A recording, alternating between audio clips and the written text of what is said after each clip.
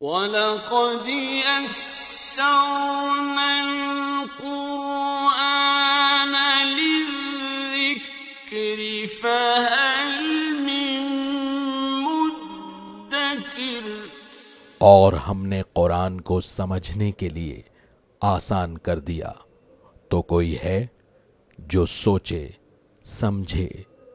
صوت القرآن، قرآن کی آواز۔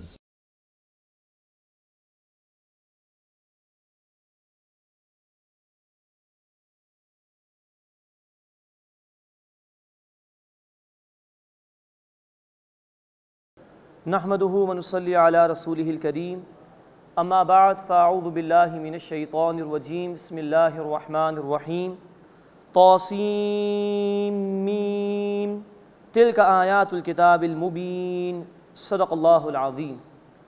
سورۃ الشعراء کا مطالعہ ہم شروع کر رہے ہیں۔ نوٹ فرمائی کہ اسی سورہ مبارکہ سے قرآن حکیم کی 5ویں منزل کا آغاز بھی ہو رہا ہے۔ سورۃ الشعراء مکی سورت ہے اور آیات کی تعداد کے اعتبار سے سب سے بڑی مکی سورت ہے۔ سائز کے اعتبار سے سب سے بڑی مکی سورت سورۃ الاعراف اور آیات کی تعداد کے اعتبار سے سب سے بڑی سورت سورۃ الشعراء ہے۔ اس سورہ مبارکہ کا مزاج بھی ویسا ہی ہے جیسا کہ سورۃ الاعراف اور سورہ ہود کا مزاج تھا کہ رسولوں کے حالات اور واقعات کو تفصیل سے اللہ تعالیٰ نے بیان فرمایا ہے۔ اس سورہ مبارکہ میں انشاءاللہ ہم دیکھیں گے کہ رکوع نمبر 2 سے لے کے رکوع نمبر 4 تک موسیٰ علیہ السلام کے حالات کو بیان کیا گیا ہے۔ پھر 5ویں رکوع میں ابراہیم علیہ السلام کا ذکر ہے، اور پھر ان کے بعد رکوع نمبر 6 سے زمانی ترتیب کے اعتبار سے رسولوں کا ذکر آئے گا، یعنی نوح علیہ السلام سے رسولوں کے واقعات کا بیان شروع ہوگا۔ طاسیم میم، یہ حروف مقطعات ہیں، انہیں علیحدہ علیحدہ پڑھا جاتا ہے، ان کے اصل معنی اللہ ہی کے علم ہے۔ تلک آیات الکتاب المبین، یہ روشن کتاب کی آیات ہیں۔ اب اس پہلے رکوع میں کچھ نعمتوں کا بیان بھی ہے اور عذاب کی وعیدیں بھی سنائی گئی ہیں۔ تلک آیات الکتاب المبین، یہ روشن کتاب یعنی قرآن کی آیات ہیں۔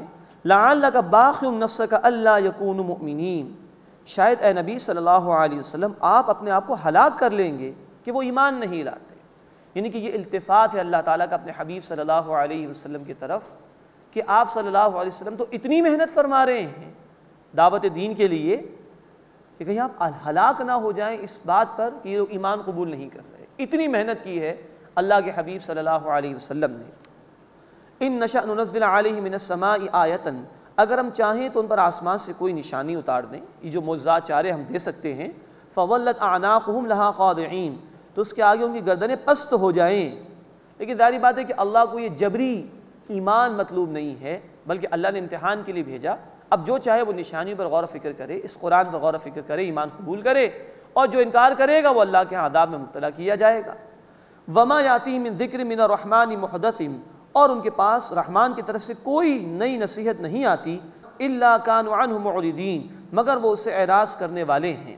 فقد کذبوا، پس بے شک انہوں نے جھٹلایا، فسیاتیہم انباء ما کانوا به یستہزئون، تو جلد ان کے پاس اس کی خبریں آئیں گی جس کا وہ مذاق اڑاتے تھے۔ حقیقت واضح ہو جائے گی، اللہ کا عذاب آئے گا، یہ اس میں مبتلا کیے جائیں گے۔ اولم یروا الی الارض کم انبتنا فیہا من کل زوج کریم، کیا انہوں نے زمین کی طرف نہیں دیکھا ہم نے اس میں کس قدر عمدہ عمدہ ہر قسم کی چیزیں جوڑا جوڑا اگائی ہیں، یعنی کہ نباتات میں بھی میل اور فیمیل کا کانسیپٹ موجود ہے۔ پھر اللہ ایک ہی پانی برساتا ہے، زمین ایک ہی ہے، لیکن پیدا ہونے والے پھل اور سبزیاں اور فصلیں طرح طرح کی ہیں جو اللہ نے پیدا فرمائیں۔ ان فی ذلک لآیہ، بے شک اس میں نشانی ہے۔ وما کان اکثرهم مؤمنین، اور ان میں سے اکثر ایمان نہیں لانے والے۔ وان ربک لہو العزیز الرحیم، اور بے شک اے نبی صلی اللہ علیہ وسلم آپ کا رب غالب ہے، مسلسل رحم فرمانے والا ہے۔ یہ الفاظ جو ہیں آیت نمبر 8 اور 9 کے، یہ بار بار اس سورہ مبارکہ میں آئے ہیں۔ اللہ غالب ہے، چاہے تو فوراً پکڑ فرما سکتا ہے، لیکن یہ اللہ کی رحمت ہے کہ اس نے لوگوں کو ڈھیل دی ہے، مہلت دی ہے سنبھلنے کے لیے، فوراً پکڑ نہیں فرماتا، یہ اس کی رحمت ہے۔ اب حضرت موسیٰ علیہ السلام کا واقعہ شروع ہو رہا ہے۔ رکوع نمبر 2 میں ہم دیکھیں گے کہ فرعون کے دربار میں وہ تشریف لے گئے اور وہاں پھر اپنے معجزات بھی انہوں نے دکھائے تھے۔ وَإِذْ نَادَى رَبُّكَ مُوسَىٰ أَنِ ائْتِ الْقَوْمَ الظَّالِمِينَ، اور یاد کیجئے نبی صلی اللہ علیہ وسلم جب آپ کے رب نے موسیٰ علیہ السلام کو فرمایا کہ ظالم لوگوں کے پاس جاؤ، قوم فرعون یعنی فرعون کے قوم کے پاس، الا یتقون، کیا وہ ڈرتے نہیں؟ قال رب انی اخاف ان یکذبون، موسیٰ علیہ السلام نے عرض کیا کہ اے میرے رب میں ڈرتا ہوں کہ وہ مجھے جھٹلائیں گے، وَيَضِيقُ صَدْرِي، اور میرا دل تنگ ہوتا ہے، وَلَا يَنطَلِقُ لِسَانِي، اور میری زبان خوب نہیں چلتی، فَأَرْسِلْ إِلَىٰ ہارون، بس ہارون علیہ السلام کی طرف پیغام بھیج دے۔ یعنی قوت خطابت میں اللہ میں کچھ کمزوری محسوس کرتا ہوں تو ہارون کو بھی وہی عطا فرما دے، میری مدد فرما اس کے ذریعے سے۔ وَلَهُمْ عَلَيَّ ذَنبٌ فَأَخَافُ أَن يَقْتُلُونِ، اور ان کا مجھ پر ایک جرم بھی ہے، بس مجھے ڈر ہے کہ مجھے قتل نہ کر دیں۔ یہ تفصیل آئے گی انشاءاللہ سورۃ القصص آیت نمبر 15 میں کہ ایک شخص موسیٰ علیہ السلام کے ہاتھوں وہ قتل ہو گیا تھا، وہ تفصیل اس مقام پر بیان ہوگی۔ اے اللہ کیونکہ ایک میرے اوپر جرم بھی ہے ان کا، ایک شخص کو میں نے قتل کر دیا تھا، میرا سینہ بھی کچھ تنگ ہوتا ہے، تو اللہ تو ہارون کو وحی دے دے، اور مجھے ڈر ہے کہ وہ مجھے جھٹلائیں گے۔ یہ اندیشے موسیٰ علیہ السلام نے ظاہر کیے، پیش کیے اللہ کے حضور میں۔ قال کلا، اللہ تعالیٰ نے فرمایا کہ ہرگز نہیں، فاذهبا بآیاتنا انا معکم مستمعون، تم دونوں ہماری نشانیوں کے ساتھ جاؤ، بے شک ہم تمہارے ساتھ ہیں، سننے والے ہیں، ہم تمہاری پشت پناہی پر موجود ہیں۔ فاتیا فرعون، بس تم دونوں فرعون کے پاس جاؤ، فقولا، بس کہو، انا رسول رب العالمین، بے شک ہم تمام جہان والوں کے رب کے رسول ہیں، ان ارسل معنا بنی اسرائیل، کہ تو بھیج دے ہمارے ساتھ بنی اسرائیل کو۔ یہاں دو باتیں موسیٰ علیہ السلام نے ہارون علیہ السلام نے رکھی ہیں فرعون کے سامنے کہ ہم رسول تمام جہان والوں کے رب کے۔ یہ بہت بڑی بات تھی جو پیش کی گئی ہے فرعون کے دربار میں، اس سے کہ یہی فرعون تھا جس نے دعویٰ کیا تھا۔ سورۃ النازعات آیت نمبر 23 میں الفاظ ہیں فقال انا ربکم الاعلیٰ، اس سے کہا میں تمہارا سب سے بڑا رب ہوں، تو ڈنکے کی چوٹ پر یہ حق بیان کیا ہے، ظاہری بات اس سے برداشت تو نہیں ہو سکتا تھا۔ دوسری بات یہ کہ بنی اسرائیل کو غلام بنا کر رکھا ہوا تھا، سستی مزدوری مل چکی تھی ان لوگوں کو، اور خون پسینے کی کمائی ان کی یہ فرعون اور اس کے لاؤ لشکر کھا جایا کرتے تھے، تو یہ بات بھی ان سے برداشت نہیں ہونے والی تھی۔ تو یہ دو باتیں اس کے سامنے بیان کی۔ قال الم نربک فینا ولیدا، فرعون نے کہا کہ ہم نے تجھے بچپن میں اپنے درمیان پالا نہیں، ولبثت فینا من عمرک سنین، اور تو ہمارے درمیان رہا اپنی عمر کے کئی برس۔ اب یہ احسان جتا رہا ہے۔ وفعلت فعلتک التی فعلت وانت من الکافرین، اور اے موسیٰ تو نے وہ کام کیا جو تو نے کیا اور تو ناشکروں میں سے ہے۔ اب یہ ڈھٹائی پر آ گیا ہے فرعون، اور اس طرح کا رویہ اس سے اختیار کیا۔ قال فعلتها اذا وانا من الضالین، موسیٰ علیہ السلام نے کہا کہ میں نے وہ کیا تھا جبکہ میں حق کی تلاش کرنے والوں میں سے تھا، ابھی نبوت کا ظہور نہیں ہوا تھا۔ ففررت منکم لما خفتکم، بس جب میں تم سے ڈرا تو میں تم سے بھاگ گیا، یہاں سے چلا گیا۔ فوہب لی ربی حکما وجعلنی من المرسلین، بس میرے رب نے مجھے حکمت عطا فرمائی اور مجھے رسولوں میں سے بنایا۔ وَتِلْكَ نِعْمَةٌ تَمَنُّهَا عَلَيَّ أَنْ عَبَّدْتَ بَنِي اسرائیل، اور یہ کوئی نعمت ہے جس کا تو مجھ پر احسان رکھتا ہے کہ تو نے بنی اسرائیل کو غلام بنا لیا ہے۔ یعنی کہ ترکی بترکی جواب دیا موسیٰ علیہ السلام، مجھ پر احسان جتا رہا ہے کہ تم لوگوں نے میری پرورش کی اپنے محل کے اندر، اور پوری قوم کو تم نے غلام بنا کر رکھا ہوا ہے، یہ تمہیں دکھائی نہیں دیتا؟ تو گویا ترکی بترکی جواب دیا۔ قال فرعون وما رب العالمین، فرعون نے کہا کہ تمام جہان والوں کا رب کون ہے؟ اب وہ ڈھٹائی پر آیا۔ اب موسیٰ علیہ السلام مسلسل ایک تقریر فرما رہے ہیں اس کے دربار میں۔ قال رب السماوات والارض وما بینہما، موسیٰ علیہ السلام نے فرمایا کہ رب ہے آسمانوں کا اور زمین کا اور جو کچھ ان کے درمیان ہے، ان کنتم موقنین، اگر تم یقین کرنے والے ہو۔ قال لمن حولہ الا تستمعون، اس نے اپنے ارد گرد کے لوگوں سے کہا کیا تم سنتے ہو؟ مراد ہے کہ اس نے ذرا موسیٰ علیہ السلام کی توجہ کو ڈائیورٹ کرنا چاہا، کیونکہ موسیٰ علیہ السلام تو بڑے ڈنکے کی چوٹ پہ بات کر رہے تھے، تو اس نے دیکھا کہ میری پوزیشن کمزور ہو رہی ہے تو ٹیکل کرنا چاہا۔ قال لمن حولہ الا تستمعون، اس نے اپنے ارد گرد کے لوگوں سے کہا کیا تم سنتے ہو؟ قال ربکم ورب آبائکم الاولین، موسیٰ علیہ السلام نے گفتگو جاری رکھی، فرمایا کہ رب ہے تمہارا اور تمہارے پہلے باپ دادا کا۔ قال ان رسولکم الذی ارسل الیکم لمجنون، فرعون بولا بے شک تمہارا رسول جو تمہاری طرف بھیجا گیا ہے وہ دیوانہ ہے، مجنون ہے، معاذ اللہ۔ قال رب المشرق والمغرب وما بینہما، موسیٰ علیہ السلام نے فرمایا کہ وہ رب ہے مشرق کا اور مغرب کا اور جو کچھ ان دونوں کے درمیان ہے، ان کنتم تعقلون، اگر تم عقل سے کام لو۔ وہ یہ ڈنکے کی چوٹ پر اللہ کی توحید کو وہاں پر موسیٰ علیہ السلام بیان فرما رہے ہیں۔ قال لئن اتخذت الہا غیری لاجعلنک من المسجونین، فرعون بولا اگر تم نے کوئی معبود بنایا میرے سوا تو میں ضرور تمہیں قیدیوں میں داخل کر دوں گا۔ اب یہ ہوتا ہے ہٹ دھرموں کا اور جابروں کا رویہ، دلیل کوئی ہوتی نہیں کہ دلیل کے جواب دلیل سے دیں، حق سامنے آ چکا ہے لیکن دلیل کا جواب دلیل سے نہیں دے رہا، تشدد پر اتر آیا کہ میں تمہیں قید کر دوں گا۔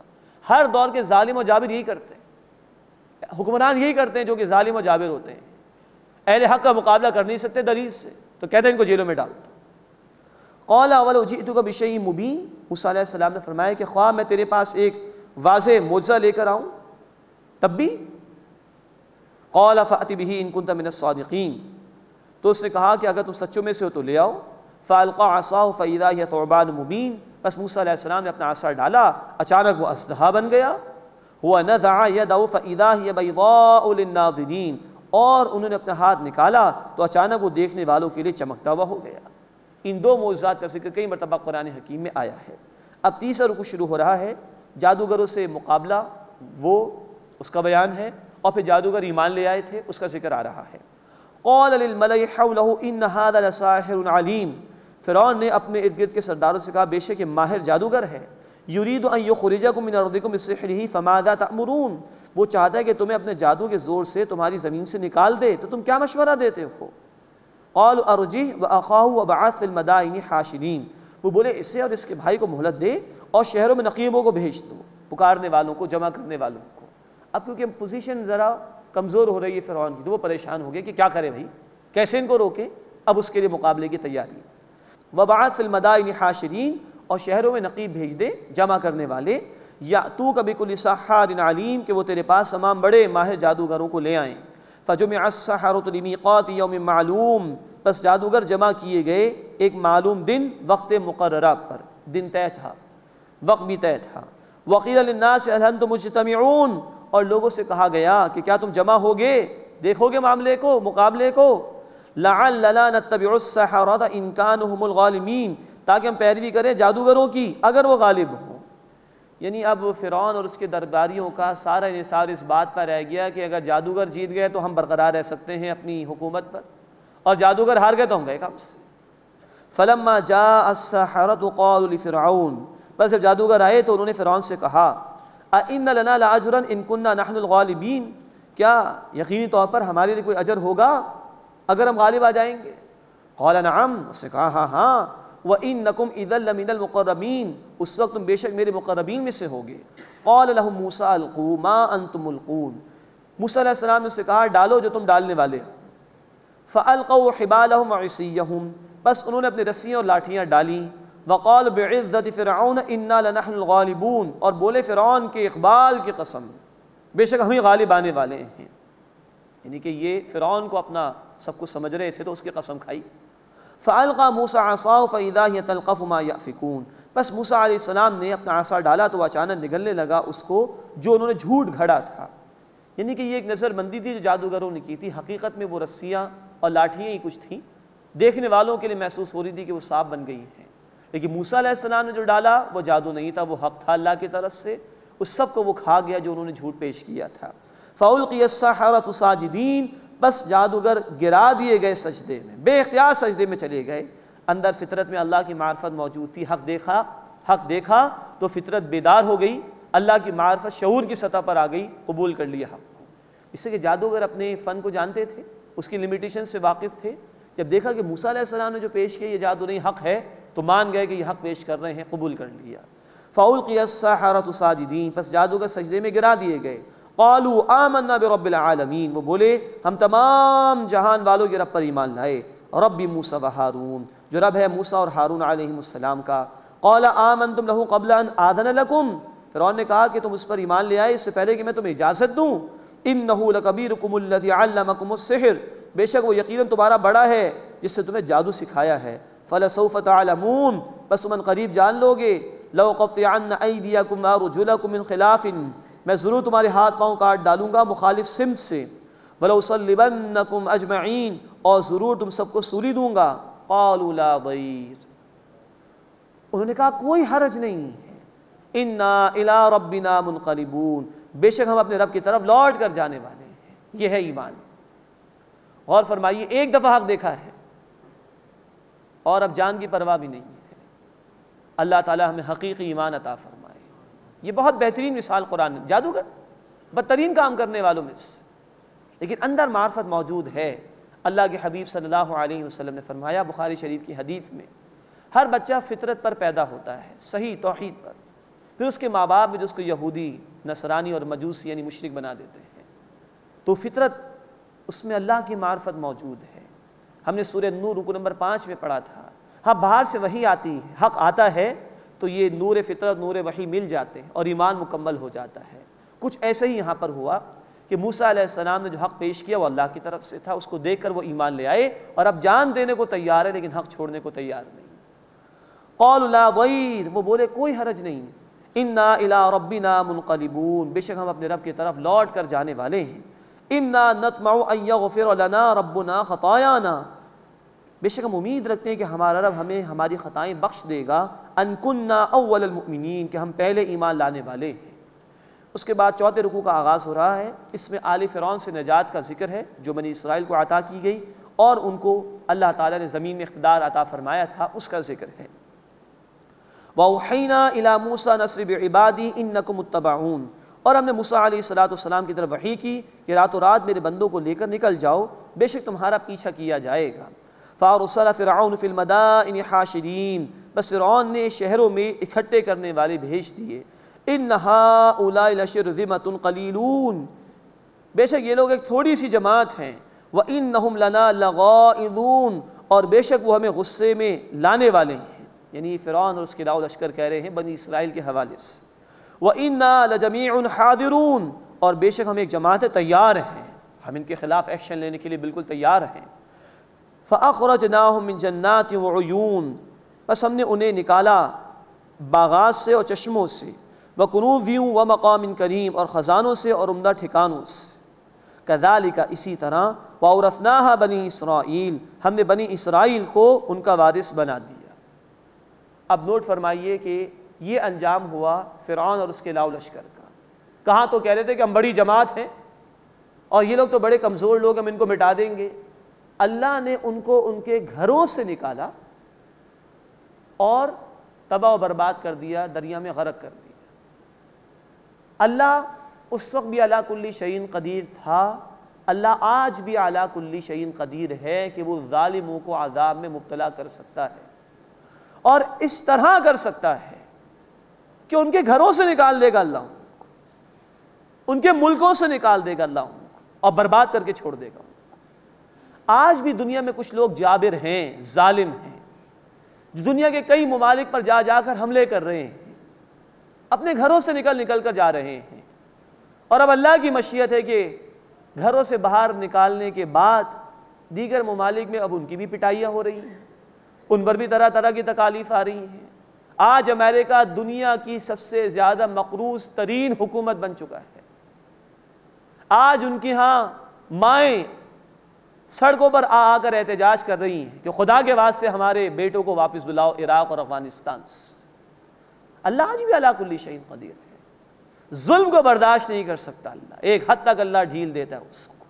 تو ہر دور کے ظالموں اور جابروں کے لیے اللہ نے کچھ بیان کیا کہ اس فرعون کو لاؤ لشکر سمیت گھروں سے نکال دیا گیا، ان کے باغات، ان کے چشمے، ان کی خدانیں، ان کے عمدہ ٹھکانے سب پیچھے کے پیچھے پڑے رہ گئے اور ان کو اللہ نے غرق کر دیا۔ کذالک، اسی طرح، وَأَوْرَثْنَاهَا بَنِي اسرائیل، ہم نے ان کا وارث بنا دیا بنی اسرائیل کو۔ مراد یہ کہ اس وقت اللہ نے بنی اسرائیل کو نجات عطا فرمائی، اس کے بعد وہ 40 برس تک صحرا میں رہے ہیں جب انہوں نے نافرمانیاں کی، اس کے بعد اللہ نے سرزمین فلسطین میں ان کو غلبہ عطا فرمایا تھا۔ فَأَتْبَعُوهُمْ مُشْرِقِينَ، بس انہوں نے سورج نکلتے ہی ان کا پیچھا کیا۔ فَلَمَّا تَرَاءَ الْجَمْعَانِ، بس جب دونوں جماعتوں نے ایک دوسرے کو دیکھا، قَالَ أَصْحَابُ مُوسَىٰ إِنَّا لَمُدْرَكُونَ، تو موسیٰ علیہ السلام کے ساتھیوں نے کہا کہ بے شک ہم پکڑے گئے، ہم تو مر گئے، اب تو موت سامنے ہے، پیچھے دریا ہے اور سامنے دیکھ رہے ہیں تو فرعون کا لاؤ لشکر ہے۔ اب ایک رسول کا یقین اور ایمان دیکھیں۔ قال کلا، موسیٰ علیہ السلام نے فرمایا ہرگز نہیں، ان معی ربی سیہدین، بے شک میرا رب میرے ساتھ ہے، وہ جلد مجھے راستہ عطا فرمائے گا۔ ظاہری اسباب کے تحت دیکھیں تو دریا میں تو ڈوب جائیں گے ابھی، اور فرعون کا لاؤ لشکر وہ طاقتور ہے، برباد کر دے گا، لیکن اللہ اسباب کا پابند نہیں، اور ایمان والوں کا توکل بھی اسباب پر نہیں، مسبب الاسباب پر ہونا چاہیے۔ میرا رب میرے ساتھ ہے، یہ ہے یقین ایک رسول کا، وہ مجھے راستہ عطا فرمائے گا۔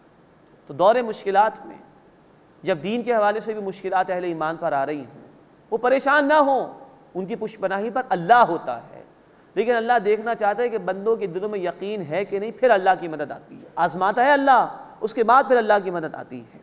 فَأَوْحَيْنَا إِلَىٰ مُوسَىٰ نِضْرِبْ عَصَاكَ الْبَحْرَ، بس ہم نے موسیٰ علیہ السلام کی طرف وحی بھیجی کہ اپنے عصا کو دریا پر مارو، فَانْفَلَقَتْ فَكَانَ كُلُّ فِرْقٍ كَالطَّوْدِ الْعَظِيمِ، تو دریا پھٹ گیا، پس ہر حصہ بڑے پہاڑ کی طرح ہو گیا۔ نوٹ فرمائیے قرآن کے الفاظ بالکل واضح ہیں، عصا مارا دریا پر، دریا پھٹ گیا اور ہر حصہ جو پھٹا وہ بڑے پہاڑ کی طرح ہو گیا۔ ہمارے دور میں وہ لوگ جو عقل پرست ہیں یا مغرب سے مرعوب ہیں، وہ طرح طرح کی توجیحات کرتے ہیں اور اللہ کے کلام کے ساتھ کھیلنے کی کوشش کرتے ہیں، معاذ اللہ۔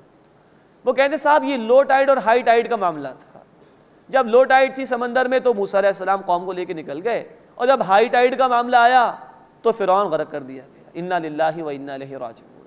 اللہ کے الفاظ واضح ہیں، ہر حصہ بڑے پہاڑ کی طرح ہو گیا۔ نکلے ہیں موسیٰ علیہ السلام 6 لاکھ افراد کو لے کر اس میں، اور غرق کیا گیا اسی دریا کے اندر، پھر فرعون دریا کو ملا دیا گیا تھا۔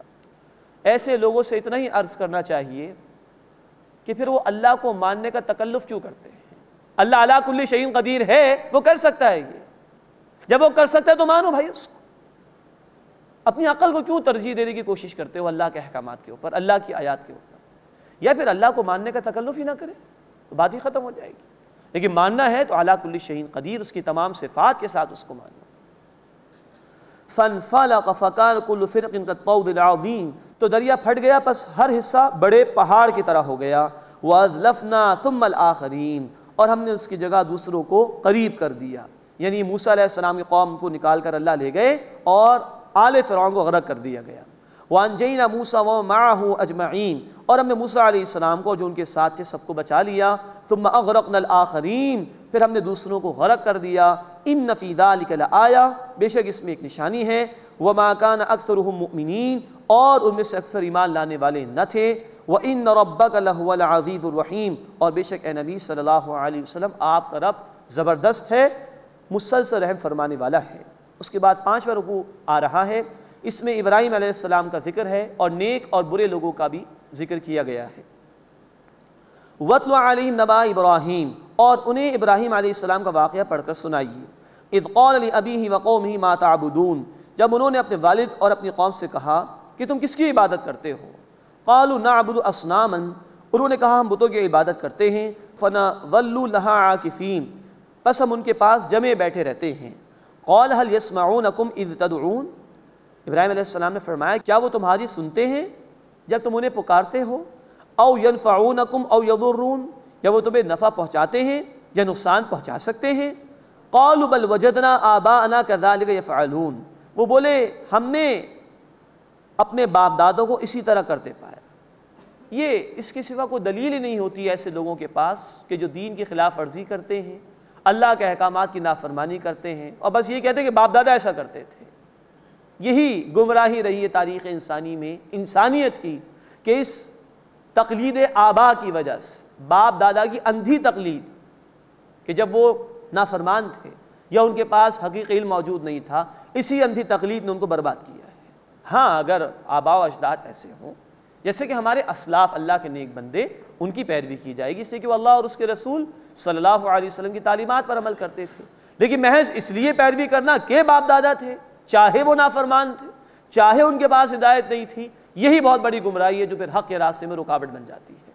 قال فرأيتم ما كنتم تعبدون، ابراہیم علیہ السلام نے کہا بس کیا تم نے دیکھا تم کس کی عبادت کرتے ہو؟ انتم وآباؤکم الاقدمون، تم و تمہارے باپ دادا، فإنہم عدو لی الا رب العالمین، تو بے شک وہ میرے دشمن ہیں سوائے تمام جہان والوں کے رب کے، کہ میں تو اس ایک اللہ کی عبادت کرتا ہوں اور تمہارے جھوٹے معبود تو میرے دشمن ہیں۔ الذی خلقنی فہو یہدین، وہ اللہ، وہ رب کہ جس نے مجھے پیدا فرمایا بس وہی مجھے ہدایت دیتا ہے۔ والذی هو یطعمنی ویسقین، اور وہی ہے جو مجھے کھلاتا ہے اور مجھے پلاتا ہے۔ وَإِذَا مَرِضْتُ فَهُوَ يَشْفِينِ، اور جب میں بیمار ہو جاتا ہوں تو وہ مجھے شفا دیتا ہے۔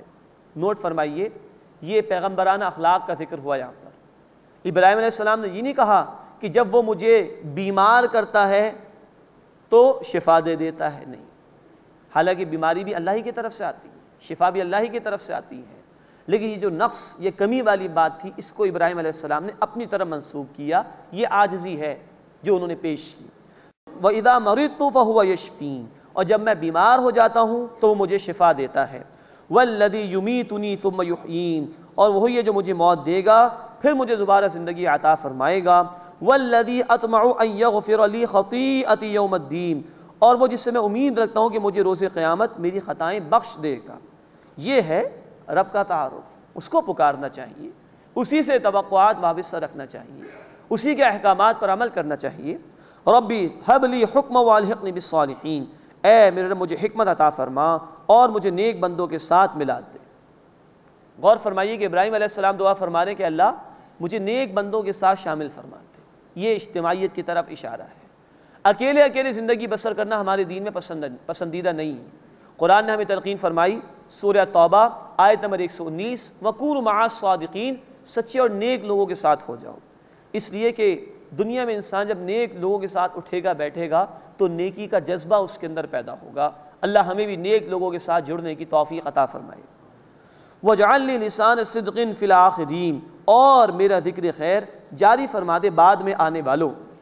اللہ نے اس دعا کو قبول فرمایا۔ ہم جو قربانی پیش کرتے ہیں یہ ابراہیم علیہ السلام ہی کی سنت ہے۔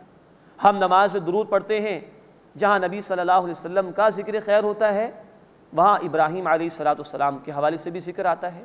اللہم صلی علی محمد وعلی آل محمد کما صلیت علی ابراہیم وعلی آل ابراہیم انک حمید مجید۔ واجعلنی من ورثۃ جنۃ النعیم، اور مجھے نعمت والی جنت کے وارثوں میں سے بنا دے۔ اب ذرا عاجزی دیکھیے، اللہ کے رسول ہیں، ان کے لیے تو جنت طے ہی طے ہے اللہ کے ہاں، لیکن اللہ تو مجھے عطا فرما دے۔ بندے کو کبھی بھی اپنی عبادت کے اوپر کوئی ناز نہیں ہونا چاہیے، بلکہ عاجزی ہو، اللہ میرا کوئی کمال نہیں، تو مجھے جنت عطا فرما دے اپنے فضل اور اپنے کرم سے۔ وَاجْعَلْنِي مِن وَرَثَةِ جَنَّةِ النَّعِيمِ، اور مجھے نعمتوں والی جنت کے وارثوں میں سے بنا دے۔ وَاغْفِرْ لِأَبِي، اور میرے والد کو بخش دے۔ إِنَّهُ كَانَ مِنَ الضَّالِّينَ، بے شک وہ گمراہ لوگوں میں سے ہے۔ نوٹ فرمائیے کہ یہ مکی صورت ہے، سورۃ الشعراء۔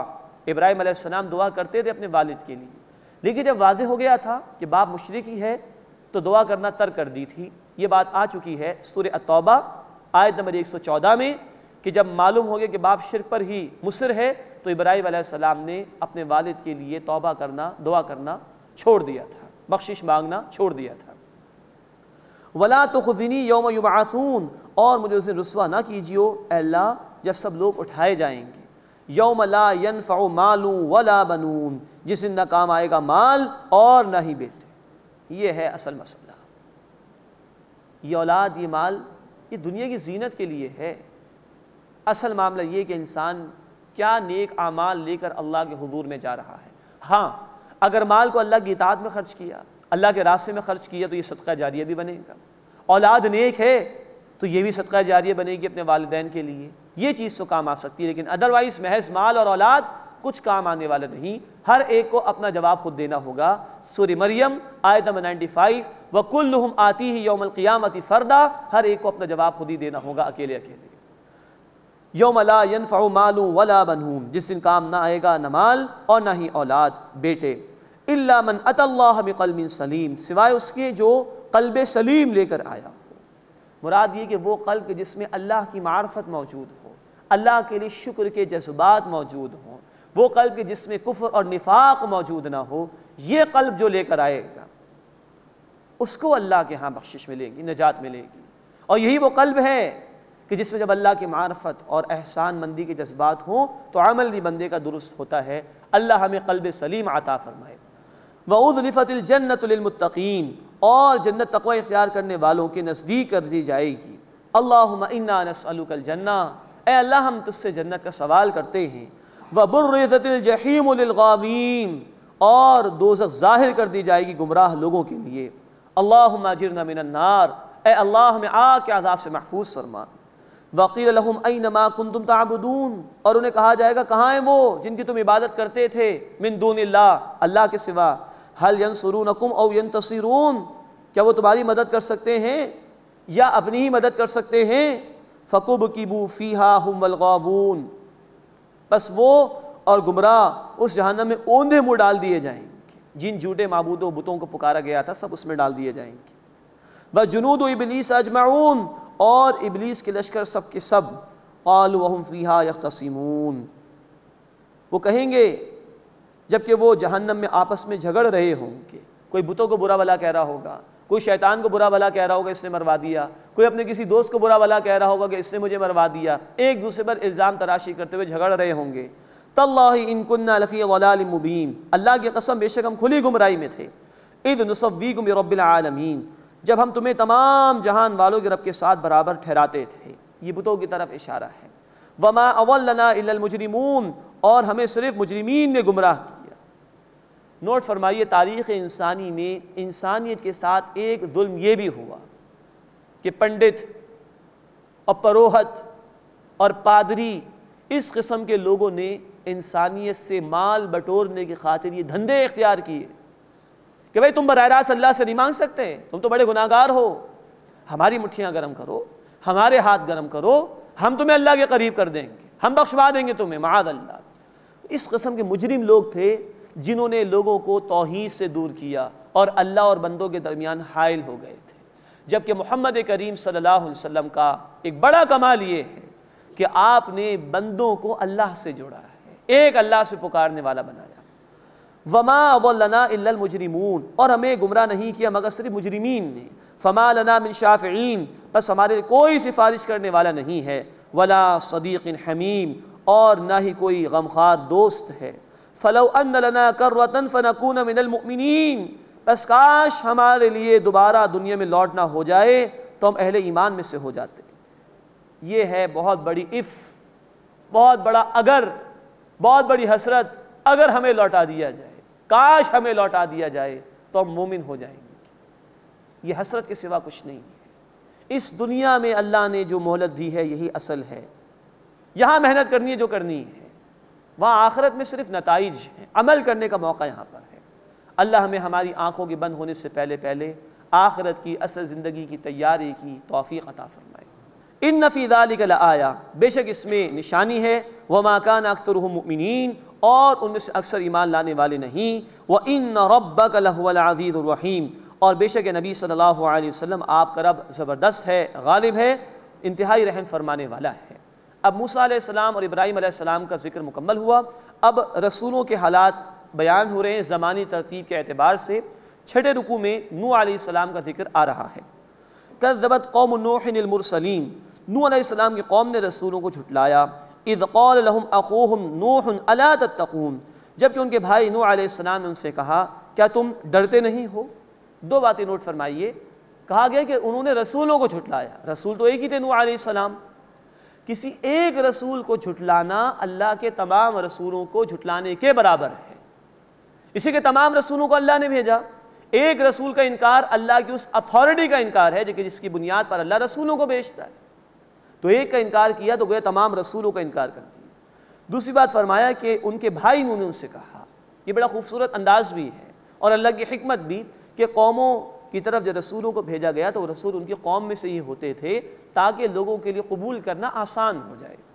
اذ قال لهم اخوهم نوح الا تتقون، جبکہ ان کے بھائی نوح علیہ السلام نے ان سے کہا کیا تم ڈرتے نہیں؟ انی لکم رسول امین، بے شک میں تمہارے لیے امانت دار رسول ہوں۔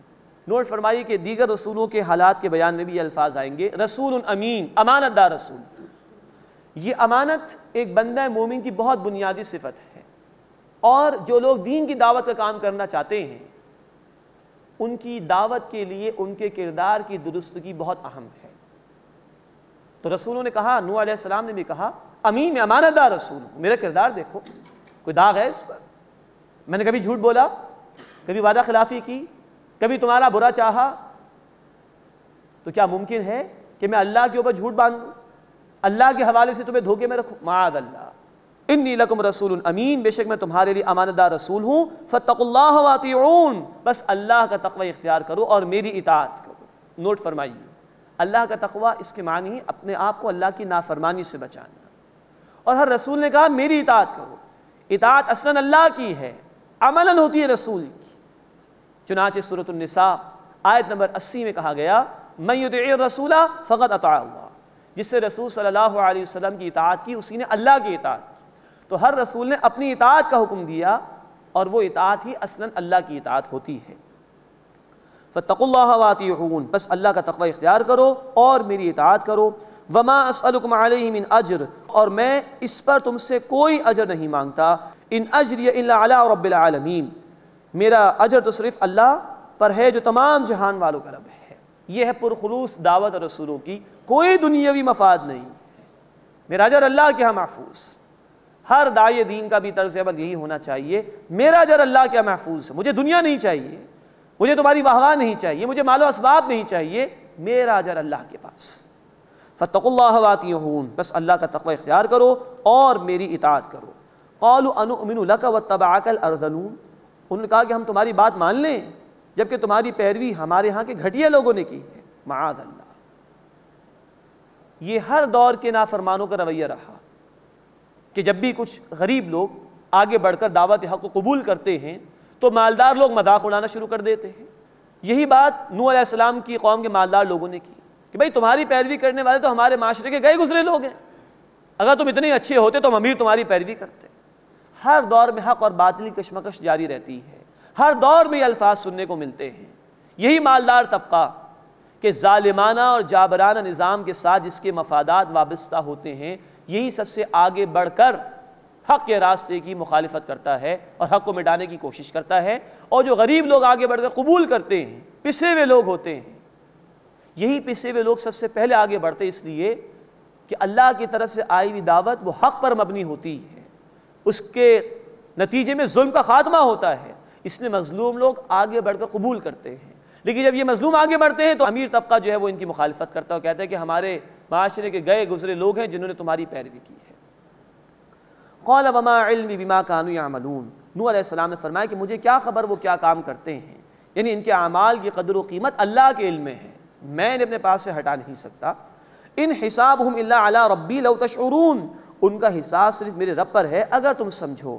وما انا بطارد المؤمنین، اور میں اہل ایمان کو اپنے پاس سے دور کرنے والا نہیں ہوں، یہ میرے ساتھی ہیں، ایمان کی بنیاد پر میرے ساتھی ہیں، میں ان کو اپنے سے دور نہیں کر سکتا۔ ان انا الا نذیر مبین، بے شک میں تو صاف صاف طور پر خبردار کرنے والا ہوں۔ قالوا لئن لم تنتهِ یا نوح لتکونن من المرجومین، انہوں نے کہا کہ اے نوح اگر تم باز نہ آئے تو ضرور سنگسار کر دیے جاؤ گے۔ قال رب ان قومی کذبون، نوح علیہ السلام نے دعا کی اے میرے رب بے شک میری قوم نے مجھے جھٹلایا، فافتح بینی و بینہم فتحا، بس میرے اور ان کے درمیان ایک کھلا فیصلہ فرما دے۔ ونجنی ومن معی من المؤمنین، اور مجھے نجات عطا فرما اور انہیں بھی جو میرے ساتھی ہیں ایمان والے۔ فانجیناہ ومن معہ فی الفلک المشحون، تو ہم نے انہیں اور جو ان کے ساتھ بھری ہوئی کشتی میں سوار تھے نجات عطا فرما دی۔ ثم اغرقنا بعد الباقین، پھر ہم نے ان کے بعد باقیوں کو غرق کر دیا۔ ان فی ذلک لآیہ، بے شک اس میں ایک نشانی ہے۔ وما کان اکثرهم مؤمنین، اور ان میں سے اکثر ایمان لانے والے نہ تھے۔ وان ربک لہو العزیز الرحیم، اور بے شک اے نبی صلی اللہ علیہ وسلم آپ کا رب زبردست ہے، بہت رحم فرمانے والا ہے۔ اس کے بعد اس سورہ مبارکہ کا 7واں رکوع شروع ہو رہا ہے جس میں قوم عاد کا ذکر ہے جن کی طرف ہود علیہ السلام کو بھیجا گیا تھا۔ کذبت عاد المرسلین، قوم عاد نے رسولوں کو جھٹلایا۔ اذ قال لهم اخوهم ہود الا تتقون، جب ان سے ان کے بھائی ہود علیہ السلام نے کہا کیا تم ڈرتے نہیں؟ انی لکم رسول امین، بے شک میں تمہارے لیے ایک امانت دار رسول ہوں۔ فاتقوا اللہ، بس اللہ کا تقوی اختیار کرو۔ واطیعون، اور میری اطاعت کرو۔ وما اسألکم علیہ من اجر، اور میں تم سے اس پر کوئی اجر نہیں مانگتا۔ ان اجری الا علی رب العالمین، میرا اجر تو اس پر ہے یعنی اللہ پر جو تمام جہان والوں کا رب ہے۔ اتبنون بکل ریع آیۃ تعبثون، کیا تم ہر بلندی پر بلا ضرورت ایک نشانی تعمیر کرتے ہو؟ وتتخذون مصانع لعلکم تخلدون، اور تم بناتے ہو مضبوط شاندار محل کہ شاید تم ہمیشہ رہو گے۔ اس قوم کو اللہ نے بڑا نوازا تھا، پہاڑوں کے اندر بھی یہ انجینئرنگ کر کے محلات وغیرہ بنا لیا کرتے تھے۔ کہا جا رہا ہے کہ تم ہر جگہ بلا ضرورت نشانیاں بناتے ہو، جب بھی قوموں میں زوال آتا ہے تو حق سے دور ہو جاتے ہیں لوگ، اللہ کی اطاعت سے دور ہو جاتے ہیں، اور فضولیات میں بڑا پیسہ خرچ ہوتا ہے۔ یادگاریں بنا دو، بڑی بڑی بلڈنگیں بنا دو، فلاں کے نام سے موسوم کر دو۔ ایک طرف پوری قوم کا اکثر حصہ غربت کی سطح سے بھی نیچے زندگی بسر کر رہا ہوتا ہے، قوم مقروض ہوتی ہے، اور دوسری طرف یہ ہے کہ بڑی بڑی بلڈنگیں بن رہی ہیں بلا ضرورت، نشانیاں بنائی جا رہی ہیں بلا ضرورت، اور جو ہے وہ بڑے بڑے محلات بنائے جا رہے ہیں، گویا کہ لگتا ہے کہ شاید مر کے کبھی جانا نہیں ہے۔ اینڈ رزلٹ کیا ہے انسان کا؟ 2 فٹ نیچے 6 فٹ کا گڑھا، 2 گز کفن، یہ ہے کچھ۔ اور یہ دنیا کی زندگی، سورۃ الحدید آیت نمبر 20، وَمَا الْحَيَاةُ الدُّنْيَا إِلَّا مَتَاعُ الْغُرُورِ، یہ دنیا کی زندگی محض دھوکہ اور فریب ہے۔ تو بڑے بڑے محلات تم بنا رہے ہو، کیا تمہیں یہ یاد نہیں کہ موت آ سکتی ہے؟ اسی میں مگن، آخرت کو بھلا دیا، موت کو بھلا دیا تم نے۔ سوچو، وَتَتَّخِذُونَ مَصَانِعَ لَعَلَّكُمْ تَخْلُدُونَ، اور تم بناتے ہو مضبوط شاندار محل کہ شاید تم ہمیشہ رہو گے۔ وَإِذَا بَطَشْتُمْ بَطَشْتُمْ جَبَّارِينَ، اور جب تم کسی پر گرفت کرتے ہو تو جابر بن کر گرفت کرتے ہو۔ فَاتَّقُوا اللَّهَ وَأَطِيعُونِ، بس اللہ کا تقوی اختیار کرو اور میری اطاعت کرو۔ وَاتَّقُوا الَّذِي أَمَدَّكُمْ بِمَا تَعْلَمُونَ، اور اس سے ڈرو جس نے اس طریقے پہ تمہاری مدد کی جو تم جانتے ہو۔ أَمَدَّكُمْ بِأَنْعَامٍ وَبَنِينَ، یعنی مویشیوں اور بیٹوں سے تمہاری مدد فرمائی۔ وَجَنَّاتٍ وَعُيُونٍ، اور باغات اور چشموں سے۔ إِنِّي أَخَافُ عَلَيْكُمْ عَذَابَ يَوْمٍ عَظِيمٍ، بے شک میں تم پر ایک بڑے دن کے عذاب سے ڈرتا ہوں۔ قالوا، انہوں نے کہا، سواء علینا، برابر ہے ہم پر، اوعظت ام لم تکن من الواعظین، خواہ تم ہمیں نصیحت کرو یا نصیحت کرنے والوں میں سے نہ ہو۔ ان ھذا الا خلق الاولین، یہ کچھ بھی نہیں ہے مگر پچھلے لوگوں کی باتیں ہیں۔ وما نحن بمعذبین، اور ہم عذاب دیے جانے والوں میں سے نہیں ہیں۔ فکذبوا، تو انہوں نے ان کو جھٹلایا۔ فاہلکناہم، بس ہم نے انہیں ہلاک کر دیا۔ ان فی ذلک لآیہ، بے شک اس میں ایک نشانی ہے۔ وما کان اکثرهم مؤمنین، اور ان میں سے اکثر ایمان لانے والے نہ تھے۔ وان ربک لہو العزیز الرحیم، اور بے شک اے نبی صلی اللہ علیہ وسلم آپ کا رب غالب ہے، زبردست ہے، نہایت رحم فرمانے والا ہے۔ اس کے بعد اس سورہ مبارکہ کا 8واں رکوع شروع ہو رہا ہے۔ صالح علیہ السلام کا ذکر آ رہا ہے جن کو قوم سمود کی طرف بھیجا گیا تھا۔ کذبت ثمود المرسلین، قوم سمود نے رسولوں کو جھٹلایا۔ اذ قال لهم اخوهم صالح الا تتقون، جب ان سے ان کے بھائی صالح علیہ السلام نے کہا کیا تم ڈرتے نہیں؟ انی لکم رسول امین، بے شک میں تمہارے لیے امانت دار رسول ہوں۔ فاتقوا اللہ، بس اللہ کا تقوی اختیار کرو۔ واطیعون، اور میری اطاعت کرو۔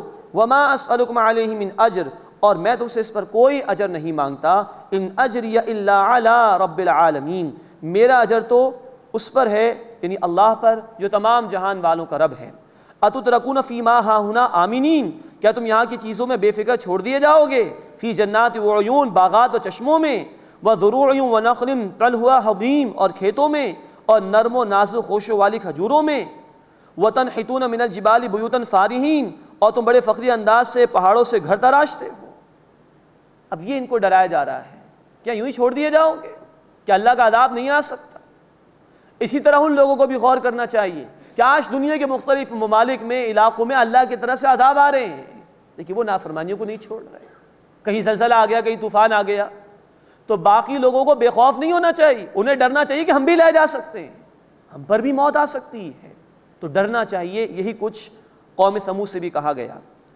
وَتَنْحِتُونَ مِنَ الْجِبَالِ بُيُوتًا فَارِهِينَ، اور تم فخری انداز سے پہاڑوں سے گھر تراشتے ہو۔ فَاتَّقُوا اللَّهَ وَأَطِيعُونَ، بس اللہ کا تقوی اختیار کرو اور میری اطاعت کرو۔ وَلَا تُطِيعُوا أَمْرَ الْمُسْرِفِينَ، اور حد سے بڑھ جانے والوں کا کہا نہ مانو۔ الَّذِينَ يُفْسِدُونَ فِي الْأَرْضِ وَلَا يُصْلِحُونَ، جو فساد کرتے ہیں زمین میں اور اصلاح نہیں کرتے۔ قالوا، انہوں نے کہا، انما انت من المسحرین، بے شک تم تو سحر زدہ لوگوں میں سے ہو۔ ہر دور کے لوگوں نے حق والوں کو دیوانہ ہی کہا ہے، انہوں نے بھی یہی کہا کہ تم تو سحر زدہ لوگوں میں سے ہو۔ ما انت الا بشر مثلنا، تم تو نہیں ہو مگر ہمارے جیسے ایک انسان۔ فاتی بآیۃ ان کنت من الصادقین، بس اگر تم سچے لوگوں میں سے ہو تو کوئی نشانی لے آؤ۔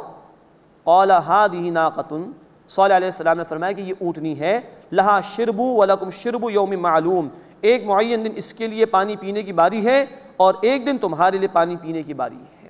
یہ اونٹنی پانی پیے گی ایک دن، اور ایک دن تمہاری باری ہوگی خود پینا اور اپنے جانوروں کو پلانا۔ ولا تمسوها بسوء، اور اسے برائی کے ارادے سے ہاتھ نہ لگانا۔ فیاخذکم عذاب یوم عظیم، تو تم پر آ جائے گا ایک بڑے دن کا عذاب۔ فعقروها فاصبحوا نادمین، تو انہوں نے اس کی ٹانگیں کاٹ ڈالی۔ عقر کے معنی ہوتے ٹانگوں کو کاٹ دینا، مراد ہلاک کر دیا، وہ چلنے پھرنے کے قابل نہیں رہی۔ فعقروها پس انہوں نے اس اونٹنے کو ہلاک کر دیا، فاصبحوا نادمین پس وہ نادم ہو کر رہ گئے، فاخذهم العذاب پھر انہیں عذاب نے آ پکڑا، ان فی ذلک لآیہ بے شک اس میں ایک نشانی ہے، وما کان اکثر مؤمنین اور ان میں سے اکثر ایمان لانے والے نہیں تھے، وان ربک لہو العزیز الرحیم اور اے نبی صلی اللہ علیہ وسلم بے شک آپ کا رب غالب ہے، زبردست ہے، رحم فرمانے والا ہے۔ بارک اللہ لی ولکم فی القرآن العظیم ونفعنی وإیاکم بالآیات والذکر الحکیم۔